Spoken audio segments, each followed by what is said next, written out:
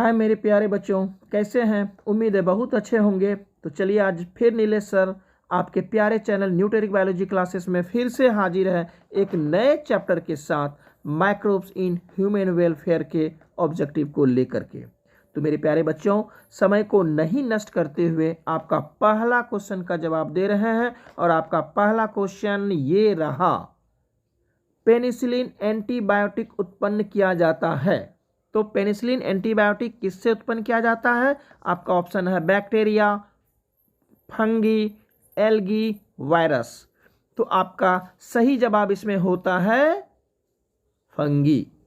Penicillium notatum नामक एक fungus होता है जिसके द्वारा एक खास पदार्थ का स्राव होता है और वह क्या करता है, जीवाणुओं को, बैक्टीरिया को वह खा जाता है, नष्ट कर देता है, मार डालता है। ठीक है, इसका खोज अलेक्जेंडर फ्लेमिंग नामक वैज्ञानिक ने किया था।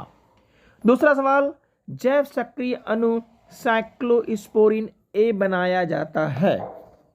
तो ऑप्शन है आपका ट्राइकोडर्मा नामक कवक से, ईस्ट से, वायरस से, बैक्टीरिया से। तो इसका सही जवाब ट्राइकोडर्मा नामक कवक के द्वारा बनाया जाता है जैव सक्रिय अणु साइक्लोस्पोरिन ए। इसका प्रयोग ऐसे रोगियों में किया जाता है जिसका अंग प्रत्यारोपण किया जाता है। यह इम्यूनोसप्रेसिव प्रतिरक्षा निरोधक कारक के रूप में कार्य करता है। तो बच्चों, इसका सही जवाब क्या हो जाता है? ट्राइकोडर्मा नामक फंगस के द्वारा साइक्लोस्पोरिन ए नामक जैव सक्रिय अणु को बनाया जाता है। नेक्स्ट सवाल, मानव रक्त में कोलेस्ट्रॉल स्तर को घटाने में सहायक स्टेनिन तैयार होता है। तो इसका ऑप्शन है बैक्टीरिया, एल्गी, वायरस, ईस्ट। तो इसका सही जवाब होता है ईस्ट। यह स्टेनिन जो है क्या करता है, ब्लड में कोलेस्ट्रॉल की मात्रा को घटाने का कार्य करता है। नेक्स्ट सवाल है, निम्नलिखित में कौन जैव उर्वरक अर्थात बायोफर्टिलाइजर है? ऑप्शन है साइनोबैक्टीरिया, माइकोराइजा, सिम्बायोटिक बैक्टीरिया अर्थात सहजीवी जीवाणु, इनमें से सभी। तो जैव उर्वरक के रूप में काम करने वाले साइनोबैक्टीरिया, माइकोराइजा और सिम्बायोटिक बैक्टीरिया, ये तीनों ही ऑप्शन सही है, अर्थात सही आंसर इसमें हो जाएगा डी, इनमें से सभी। नेक्स्ट क्वेश्चन है, व्यावसायिक स्तर पर सूक्ष्म जीवों को उत्पन्न करने के लिए आवश्यक होता है। To grow microorganism on a commercial scales it is necessary. Option है fermentation, biogas plant, penicillin, statin. तो इसमें सही ऑप्शन होता है फर्मेंटेशन। फर्मेंटेशन के द्वारा जो है बृहद पैमाने पर सूक्ष्म जीवों को उत्पन्न किया जा सकता है। तो आपका सही ऑप्शन हो रहा है फर्मेंटेशन, किण्वन।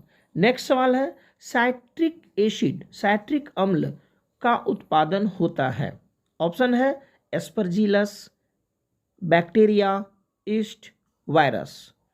तो इसमें इसका सही जवाब होता है एस्परजिलस से जो है क्या होता है, साइट्रिक अम्ल का उत्पादन को किया जाता है। तो नेक्स्ट सवाल अब है, कवक एवं उच्च कुल के पौधों की जड़ों के बीच बनने वाली सहजीवी संबंध को कहा जाता है। The symbiotic relationship between fungi and roots of higher plants is called. Option है ग्रंथियां, ग्लैंड्स, माइकोराइजा, लाइकेन, बायोडाइवर्सिटी। तो इसका सही जवाब होता है माइकोराइजा, अर्थात सॉइल में, मृदा में पाए जाने वाला फंगस जो होता है वह क्या करता है, फास्फोरस एवं अन्य पोषक तत्वों को एब्जॉर्ब करके वह प्लांट्स के रूट्स को देने का काम करता है, जिससे प्लांट्स को पोषक तत्व की प्राप्ति होती है। ठीक है ना। इनकी उपस्थिति के कारण ही जो है पौधों में बीमारी पैदा भी नहीं होता है। और इन दोनों के बीच जो बनने वाला संबंध है, वह बनने वाला संबंध को क्या कहते हैं, माइकोराइजा। तो आपका सही ऑप्शन हो जाता है बी नंबर, माइकोराइजा। नेक्स्ट सवाल आता है आपका, दूध से दही बनने में किस जीवाणु का उपयोग होता है? तो दूध से दही बनाने के लिए जिस जीवाणु का उपयोग हम लोग करते हैं उसका नाम क्या है? Clostridium, lactobacillus, mycorrhiza, Streptococcus. तो बच्चे बताइए, ये बहुत ही पुरानी प्रथा चली आ रही है दूध से दही बनाना। थोड़ा सा दही डालते हैं और 7 से 8 घंटे में क्या होता है, दूध से दही बन करके तैयार हो जाता है। तो आपका इसमें सही ऑप्शन क्या होगा? इसका सही ऑप्शन आपका होता है लैक्टोबैसिलस नामक बैक्टीरिया।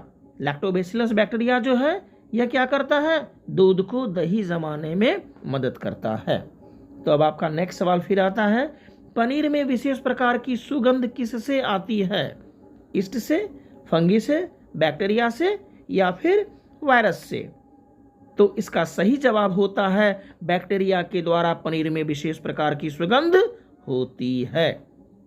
अगला सवाल, विभिन्न अल्कोहलिक पेय का निर्माण जो बिवरेज बनता है वह अल्कोहलिक बिवरेज किस क्रिया से होता है, किस प्रकार से वह बनता है? ऑप्शन है फिल्टरिंग, फिल्ट्रेशन, फर्मेंटेशन या फिर बैक्टीरिया के द्वारा। तो इसका सही जवाब होता है फर्मेंटेशन के प्रोसेस के द्वारा जो है विभिन्न प्रकार के अल्कोहलिक बिवरेज, अल्कोहलिक पेय पदार्थ का निर्माण किया जाता है। ठीक है, तो सही जवाब हो जाता है सी, फर्मेंटेशन। तो अब नेक्स्ट सवाल आता है फिर, अधिकांश प्रतिजैविक तैयार किए जाते हैं। Most antibiotics are prepared by, क्या होगा? Fungi, yeast, algae, bacteria. तो अधिकांश एंटीबायोटिक जो तैयार किया जाता है वह बैक्टीरिया के द्वारा तैयार किया जाता है। ठीक है ना, अधिकांश एंटीबायोटिक बैक्टीरिया के द्वारा ही तैयार किया जाता है। लेकिन पहला एंटीबायोटिक जो बना था वह फंगी पेनिसिलियम नोटेटम के द्वारा ही तैयार किया गया था, अलेक्जेंडर फ्लेमिंग नामक वैज्ञानिक के द्वारा। ठीक है, तो अब फिर अगला सवाल आपका आता है, सिरका उद्योग में किस सूक्ष्म जीव का उपयोग होता है? सिरका उद्योग में किस सूक्ष्म जीव का उपयोग होता है? ऑप्शन है क्लोस्ट्रिडियम का, एसिटोबैक्टर का, ट्राइकोडर्मा का, स्ट्रेप्टोकोकस का।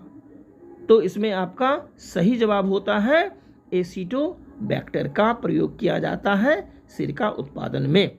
नेक्स्ट सवाल है, वाहित मलजल के प्राथमिक उपचार में किन क्रियाओं का उपयोग होता है? What action are used in the first treatment of sewage? Option है आपका फ्लोटिंग, प्लवन, छानन, फिल्टरिंग, निस्यंदन, फिल्ट्रेशन, इनमें से सभी। तो मेरे प्यारे बच्चों, जब प्राथमिक उपचार, प्राइमरी ट्रीटमेंट किया जाता है तो जितने भी तैरने वाले सब्सटेंस होते हैं उन सबों को क्या किया जाता है, निकाला जाता है फिजिकल मेथड के द्वारा, भौतिक मेथड के द्वारा, जिसे छान विधि हम कहते हैं। तो यहाँ पर आपका देखिए फ्लोटिंग प्रोसेस, फिल्टरिंग और फिल्ट्रेशन, ये सभी आपका ऑप्शन होगा कि प्राइमरी ट्रीटमेंट में जो है फ्लोटिंग, फिल्टरिंग, फिल्ट्रेशन, इन सभी का जो है प्रयोग किया जाता है। ठीक है, अब नेक्स्ट क्वेश्चन है आपका, वाहित मल जल के द्वितीय उपचार, सेकेंडरी ट्रीटमेंट में मुख्यतः किसकी आवश्यकता होती है? ऑप्शन है आपका ईस्ट की, वायरस की, बैक्टीरिया की या फिर कवक अर्थात फंगस की। तो इसमें वाहित मल जल के सेकेंडरी ट्रीटमेंट के लिए जो प्रयोग किया जाता है वह बैक्टीरिया का प्रयोग किया जाता है। तो आपका सही ऑप्शन हो जाएगा सी, बैक्टीरिया का। नेक्स्ट सवाल है, साइनोबैक्टीरिया का प्रयोग जैव उर्वरक, बायो फर्टिलाइजर के रूप में खेतों में किया जाता है। किसके खेतों में किया जाता है? तो ये साइनोबैक्टीरिया का प्रयोग जो किया जाता है ये खास करके धान के खेतों में किया जाता है। ये साइनोबैक्टीरिया में खास प्रकार की सेल्स होती है जिसे हेट्रोसिस्ट कही जाती है। यह क्या करता है, वायुमंडलीय नाइट्रोजन को यह फिक्सेशन करने का काम करता है, नाइट्रेट में फिक्सेशन करने का काम करता है। इसका मुख्य उदाहरण होता है नॉस्टॉक एनाबेना। तो यह नॉस्टॉक एनाबेना जो एक साइनोबैक्टीरिया है, ब्लू ग्रीन एल्गी है, यह क्या करता है, धान के खेतों में अधिक मात्रा में पाई जाती है और इसमें नाइट्रोजन फिक्सेशन करने का मुख्य रूप से जो है यह कार्य करता है। नेक्स्ट सवाल है, स्ट्रेप्टोमाइसिन उत्पादित की जाती है। स्ट्रेप्टोमाइसिन किसके द्वारा उत्पादित की जाती है? आपका ऑप्शन है streptomycin scoleus, streptomycin fradiae, streptomycin venezuelae, streptomycin griseus. तो स्ट्रेप्टोमाइसिन नामक एंटीबायोटिक का उत्पादन जो किया जाता है वह स्ट्रेप्टोमाइसिन ग्रीसियस के द्वारा किया जाता है। तो आपका सही ऑप्शन होता है क्या? डी नंबर, स्ट्रेप्टोमाइसिन ग्रीसियस के द्वारा स्ट्रेप्टोमाइसिन की उत्पादन की जाती है। अब नेक्स्ट सवाल आता है, एंटीबायोटिक क्या है? प्रतिजैविक क्या है यह? तो प्रतिजैविक जो है ऑप्शन है, यह एक मेडिसिन है, टॉक्सिन है, प्लांट है या सिरप है। तो एंटीबायोटिक जो होता है यह एक मेडिसिन होता है जो क्या करता है, हमारे शरीर में रोग प्रतिरोधी क्षमता, किसी भी प्रकार से रोगों की जो लड़ने की जो क्षमता होती है वह रोगों से लड़ने की क्षमता को बढ़ाने का काम करता है। अर्थात प्रतिजैविक एंटीबायोटिक एक प्रकार का मेडिसिन होता है जो हमारे शरीर को किसी भी माइक्रो ऑर्गेनिज्म से या किसी भी प्रकार के होने वाले डिजीज से रक्षा करने का कार्य करता है। अब नेक्स्ट सवाल है, एक स्वतंत्र जीवी वायवीय तथा अप्रकाश संश्लेषी नाइट्रोजन स्थिरीकरणकारी जीवाणु है। A free living aerobic and non photosynthetic nitrogen fixation bacteria is, option है एनाबेना, क्लोस्ट्रीडियम, एजोटोबैक्टर, राइजोबियम। तो सोचिए क्या है सही जवाब इसका, कि स्वतंत्र जीवी वायवीय तथा अप्रकाश संश्लेषी नाइट्रोजन फिक्सेशन करने वाला जीवाणु निम्न में से कौन सा है? सही आंसर इसका हो जाता है सी, एजोटोबैक्टर एक स्वतंत्र जीवी वायवीय तथा अप्रकाश संश्लेषी जीव होता है। नेक्स्ट, बेसिलस थुरिनजेनेसिस प्रभेद का प्रयोग किया जाता है।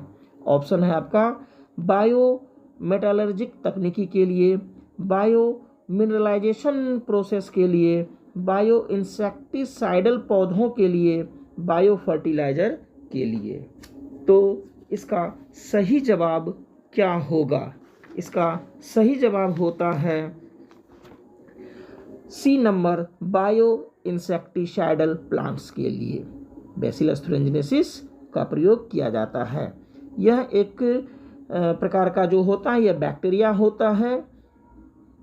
नेक्स्ट सवाल, निफ जीन पाया जाता है। निफ जीन निम्न में से किस में पाया जाता है? ऑप्शन है आपका पेनिसिलियम में, राइजोबियम में, स्पर्जिलस में, स्ट्रेप्टोकोकस में। तो निफ जीन जो पाई जाती है वह निम्न में से किस में पाई जाती है? तो निफ जीन राइजोबियम नामक बैक्टीरिया में पाई जाती है।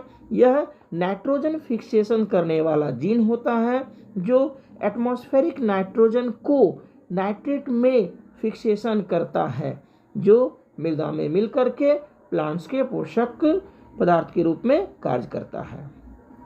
अगला सवाल है, एजोला का किसके साथ सहजीवी संबंध है? Azolla has a symbiotic relation with Chlorella, Anabaena, Nostoc, टोलीपोथ्रिक्स।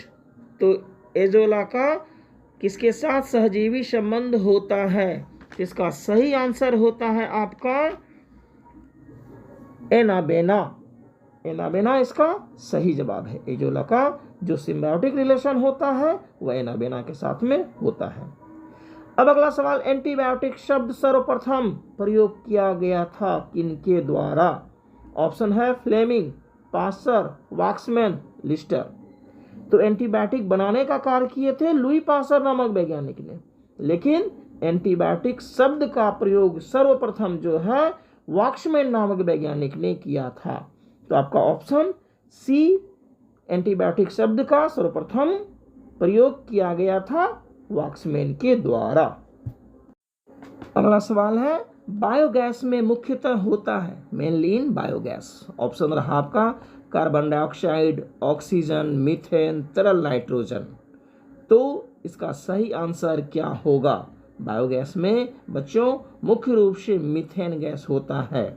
इसके बावजूद भी इसमें कार्बन डाइऑक्साइड भी पाई जाती है, लेकिन मीथेन गैस की जो मात्रा होती है वह 60 से 70% होती है, जबकि कार्बन डाइऑक्साइड की मात्रा 10 से 25% होती है। इसलिए यहाँ आपका सही ऑप्शन होगा methane, option C. Next question, alcoholic किण्वन होता है, alcoholic fermentation take place. Option रहा आपका क्लोरेला, ईस्ट, एगेरिकस, पक्सिनिया।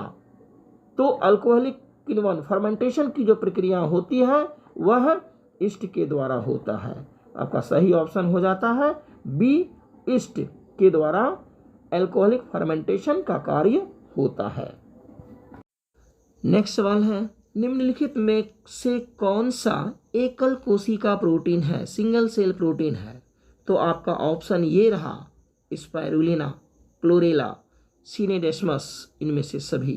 तो मेरे प्यारे बच्चों, इनमें से सभी क्या है, सिंगल सेल प्रोटीन, अर्थात स्पिरुलिना, क्लोरेला और सिनेडेस्मस, यह सभी जो है यह एक कोशिकीय होता है और यह सभी सिंगल सेल प्रोटीन कहलाता है। इससे प्रोटीन की प्रचुर मात्रा हमें प्राप्त होती है। ठीक है, तो इनमें से सभी हो जाएगा इसका सही आंसर स्पिरुलिना, क्लोरेला, सिनेडेस्मस।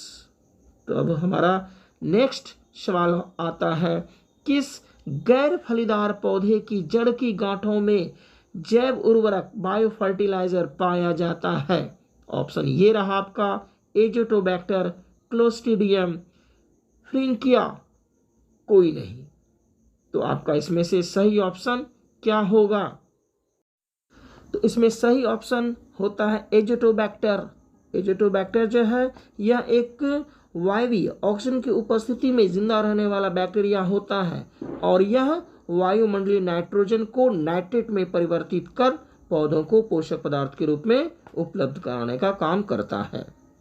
जैविक खेती में शामिल है, ऑर्गेनिक फार्मिंग इंक्लूड्स, ऑप्शन है आपका जैविक मूल के उर्वरकों और कीटनाशकों का उपयोग, IPM एकीकृत कीट प्रबंधन, नेक्स्ट स्थानीय रूप से विकसित कीट प्रतिरोधी किस्मों, अगला है ये सब। तो जैविक मूल के उर्वरकों और कीटनाशकों का भी उपयोग जैविक खेती में किया जाता है। इसके बाद इंटीग्रेटेड पेस्ट मैनेजमेंट अर्थात एकीकृत कीट प्रबंधन भी जो है यह भी जैविक खेती के अंतर्गत में आता है। तीसरा, स्थानीय रूप से विकसित कीट प्रतिरोधी किस्में अर्थात यह भी जो है जैविक खेती यानी बायो फर्टिलाइजर के अंतर्गत में, ऑर्गेनिक फार्मिंग के अंतर्गत में आता है। इसलिए इसका सही जवाब होगा ये सभी। साइनोबैक्टीरिया है, ऑप्शन है हेट्रोट्रॉप्स, केमोट्रॉप्स, ऑटोट्रॉप्स, ऑर्गेनोट्रॉप्स। तो साइनोबैक्टीरिया ब्लू ग्रीन एल्गी को कहा जाता है और यह एक ऐसा जीवाणु है जिसमें क्लोरोफिल पाई जाती है और यह अपना भोजन स्वयं संश्लेषित करता है। इसलिए इसका सही ऑप्शन होता है ऑटोट्रॉप्स। नेक्स्ट सवाल है, कवक और उच्च पौधों की जड़ों के बीच सहजीवी संबंध को कहा जाता है? तो ऑप्शन है lichen, mycorrhiza, biofertilizer, bio control agent. तो कवक उच्च पौधों के साथ सहजीविता का संबंध को बनाता है, इसलिए इसका सही ऑप्शन होगा माइकोराइजा। नेक्स्ट, मिट्टी की पोषक गुणवत्ता को समृद्ध करने वाले जीवों को कहा जाता है? ऑप्शन है बायो कंट्रोल एजेंट, सिंथेटिक उर्वरक, जैव उर्वरक अर्थात बायो फर्टिलाइजर और प्राकृतिक उर्वरक अर्थात नेचुरल फर्टिलाइजर। तो मिट्टी के जो पोषक गुणवत्ता को समृद्ध करने वाले जो जीव होता है वह बायो फर्टिलाइजर कहलाता है। यह वायुमंडलीय नाइट्रोजन को नाइट्रेट में कन्वर्ट करता है जिससे मृदा में उर्वरा क्षमता बढ़ जाता है। BOD प्रदूषित पानी में और पीने योग्य पानी में होता है। ऑप्शन है ए में अधिक कम, बी में कम अधिक, सी में दोनों में कम, डी में दोनों माध्यम में। तो BOD का अर्थ होता है बायोकेमिकल ऑक्सीजन डिमांड। ठीक है, यानी कि जल में अगर कार्बनिक अपशिष्ट पदार्थों की मात्रा अधिक होती है तो ऐसी स्थिति में क्या होता है कि ऑक्सीजन की दर कम हो जाता है, जिससे क्या होता है, ऑक्सीजन की मांग बढ़ जाती है। ठीक है, तो इसलिए पानी प्रदूषित है तो उसमें अधिक ऑक्सीजन की मांग होगी, और अगर पानी सुंदर है, सब बढ़िया है, पीने योग्य पानी है, तो उसमें ऑक्सीजन की मांग कम होती है। तो इसलिए बीओडी प्रदूषित पानी में अधिक होता है और पीने योग्य पानी में बीओडी क्या हो जाता है, कम होता है। तो ऑप्शन ए अधिक कम। अपशिष्ट जल के जैविक उपचार का उद्देश्य है। The purpose of biological treatment of waste water is to. Option है बीओडी कम करें, बीओडी बढ़ाएं, अवसादन को कम करें, अवसादन में वृद्धि करें। तो देखिए, जब अपशिष्ट जल यानी कि मलजल जब होता है तो मलजल में हानिकारक सूक्ष्म जीव, चाहे वो बैक्टीरिया हो, वायरस हो, का जो संख्या होता है वह बढ़ा हुआ रहता है। ऐसी स्थिति में biological oxygen demand, BOD, biochemical oxygen demand की मात्रा क्या होता है, वहाँ पे बढ़ जाता है, उसका मांग ऑक्सीजन का अधिक होता है। तो जब ऑक्सीजन की मांग अधिक हो रहा है वहाँ पर, तो और हानिकारक जीव जो है उसकी संख्या बढ़ जाता है उसके लिए। तो क्यों नहीं हम बीओडी की मात्रा को कम कर दें, जिससे अपशिष्ट जल का जैविक उपचार हो सके। तो आपका सही ऑप्शन होता है बीओडी कम करें। बायोगैस उत्पादन की प्रक्रिया है। Process of biogas production is. Option है एरोबिक प्रक्रिया, एरोबिक प्रोसेस, एनएरोबिक प्रोसेस, अवायवीय प्रक्रिया, एक्टिव प्रोसेस, सक्रिय प्रक्रिया, पैसिव प्रोसेस, निष्क्रिय प्रक्रिया। तो बायोगैस का जो उत्पादन होता है, इसके उत्पादन में ऐसे जीवाणु भाग लेता है जिस जीवाणु को ऑक्सीजन की आवश्यकता नहीं होती है।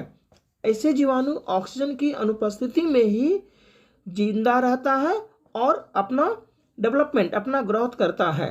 और यही क्या करता है, जितने भी अपशिष्ट पदार्थ होता है, खास करके जो गोबर वगैरह सबसे जो बनाया जाता है गैस को, मीथेन गैस को, उसके प्रोडक्शन में वह भाग लेता है। ठीक है ना।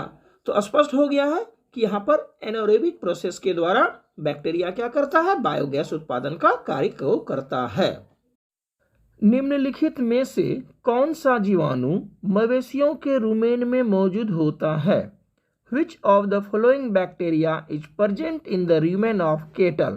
ऑप्शन है एजोटोबैक्टर, राइजोबियम, मिथेनोबैक्टीरियम, एजोस्पिरिलियम।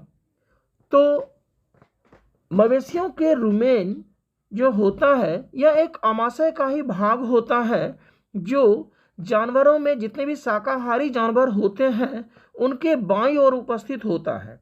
और इसमें एक खास प्रकार के जीवाणु होता है जो भोजन में उपस्थित सेल्यूलोज पदार्थ को पाचन करने का काम करता है। और यह सूक्ष्म जीव का नाम होता है मिथेनोबैक्टीरियम। मिथेनोबैक्टीरियम जो है यह बायोगैस बैक्टीरिया भी कहलाता है और यह जानवरों के रुमेन में पाई जाती है। ठीक है। अब अगला सवाल है, बायोगैस का उत्पादन होता है। तो देखिए, बायोगैस का जो उत्पादन होता है उसके लिए ऑप्शन दिया गया है बायोमास का एरोबिक ब्रेकडाउन होना, बायोमास का अवायवीय टूटना अर्थात anaerobic breakdown of biomass, methanogenic bacteria की मदद से। डी में कहता है बी और सी दोनों। तो इसका सही ऑप्शन होगा नंबर बी और सी दोनों, अर्थात बायोमास का अवायवीय टूटना भी होता है और मिथेनोजेनिक बैक्टीरिया जो होता है यह बैक्टीरिया क्या करता है, मीथेन गैस के निर्माण में भाग लेता है। तो ऑप्शन आपका बी और सी दोनों ही सही है, अर्थात आंसर हो जा रहा है आपका डी नंबर। इडली और डोसा का आटा किस सूक्ष्म जीव के प्रयोग से बनाया जाता है? ऑप्शन है बैक्टीरिया, लैक्टोबैसिलस, वायरस, ईस्ट। तो यहाँ पर आपको उस माइक्रोब्स का, उस सूक्ष्म जीव का नाम बताना है जिसके द्वारा इडली और डोसा का आटा में मिला करके उसको तैयार किया जाता है। तो यहाँ पहला ऑप्शन दिया है बैक्टीरिया। तो बैक्टीरिया जो है, यह बैक्टीरिया कह देने मात्र से नहीं होता है, बैक्टीरिया तो है, लेकिन वह बैक्टीरिया का नाम कौन सा है। दूसरा ऑप्शन में दिया है लैक्टोबैसिलस। तो लैक्टोबैसिलस बैक्टीरिया ही एक ऐसा सूक्ष्म जीव है जिसका प्रयोग इडली और डोसा के आटा में मिला करके जो है बनाया जाता है। तीसरा ऑप्शन है वायरस। तो वायरस को इस प्रोसेस से कोई मतलब नहीं है। डी नंबर में ईस्ट दिया गया है। ईस्ट जो है यह बेकरी में और फर्मेंटेशन जो अल्कोहल बनाया जाता है उसमें इसका प्रयोग किया जाता है। तो यह आपका सही ऑप्शन होता है लैक्टोबैसिलस। नेक्स्ट, जिसका उपयोग ब्रेड बनाने के लिए किया जाता है, अभी मैंने आपको बताया मेरे प्यारे बच्चों कि वह ईस्ट तो है, लेकिन वह ईस्ट में कौन सा ईस्ट है जिसके द्वारा बेकरी में अर्थात ब्रेड बनाने में काम आता है। ऑप्शन ये रहा आपका लैक्टोबैसिलस। तो लैक्टोबैसिलस नहीं होगा, स्ट्रेप्टोबैसिलस, एस्परजिलस, सैक्रोमाइसिस सेरेविसी। तो यहाँ आपका सही ऑप्शन हो जाता है सैक्रोमाइसिस सेरेविसी। यह एक ईस्ट है और इसका प्रयोग बेकरी में किया जाता है। पास्चुराइजेशन में गर्म करते हैं, हीट इन पास्चुराइजेशन। ऑप्शन है किसी भी तरल को 70 डिग्री सेल्सियस से ऊपर, किसी भी तरल को 100 डिग्री सेल्सियस पर, किसी भी तरल को 70 डिग्री से 80 डिग्री सेल्सियस पर गर्म कर उसे शीघ्रता से ठंडा किया जाता है। तो मेरे प्यारे बच्चों, इसका सही ऑप्शन हो जाता है कि किसी भी लिक्विड को, किसी भी तरल पदार्थ को 70 से 80 डिग्री सेल्सियस पर गर्म किया जाता है और उसे शीघ्र अतिशीघ्र क्या किया जाता है, ठंडा किया जाता है। और यह क्रिया कई बार दोहराई जाती है। तो इससे क्या होता है, उसमें उपस्थित ऐसे हानिकारक सूक्ष्म जीव जो हमारे लिए हानि पहुंचा सकता है, उस सूक्ष्म जीव को इसमें से समाप्त कर दिया जाता है और दूध पास्चुरीकृत हो जाता है। ये खास करके दूध में भी ऐसा किया जाता है। मूल इसका उदाहरण भी जो है वह दूध ही आता है, ठीक है ना। तो पास्चुराइजेशन में जो गर्म करते हैं, इसका ऑप्शन सी में किसी भी तरल को 70 से 80 डिग्री के बीच में गर्म कर उसे शीघ्रता से ठंडा किया जाता है।